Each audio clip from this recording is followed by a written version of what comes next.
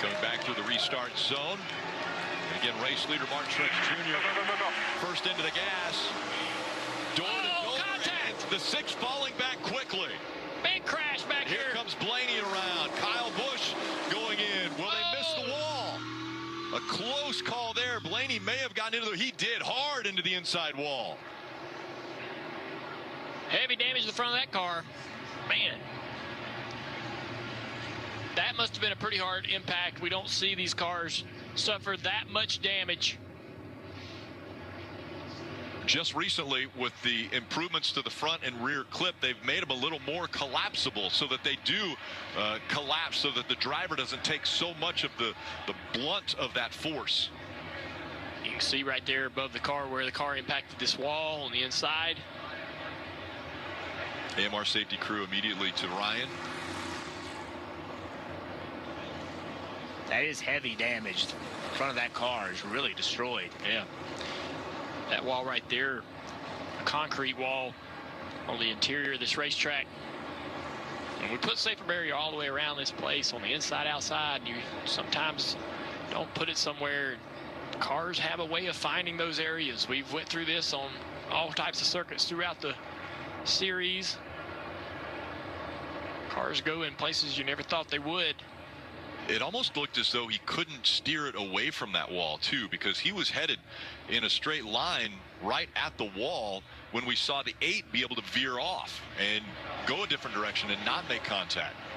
Yeah, just a weird series of events that put him in motion toward that wall. He's getting down on the ground, getting some great treatment here from the AMR safety crew. He is out of the car. They will make the mandatory trip to the infield care center to get checked out. A doctor that travels all the time with the AMR safety crew down there. Let's take another look at what happened. So the 6 car struggles, and you have to wonder how that stacked up everything here. Kyle Busch gets in the back of the 12 and turns him around. Yeah, I mean, he just couldn't steer the car away from the direction it was going. I don't think there's anything Blaney could have done to change where this car was headed. Yeah, that all started way ahead of him, and right there, that is such a massive hit. Yeah. See, it started way in the front, and now it's just a stack up. Alex Bowman into the door of the 8 right there. A little contact on the right front of this 48 car. Blaney gets off the brakes, trying to hope that that car is going to start to turn and he can correct it.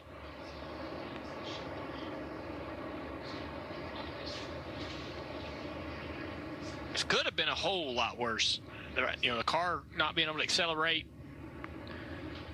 Yeah, watch this. The angle of impact is what is bad about that wreck right there. It's not the speed of a car matters, but the angle of impact. And this is almost a straight head-on impact as the car goes to the wall.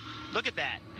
You know, look at the left front and the right front. They almost hit at the same time, and that's how it's just very hard to absorb that energy. If it hits a glancing blow, it does not have near the G-forces, but when it's head-on like that, it is a ton of G-forces.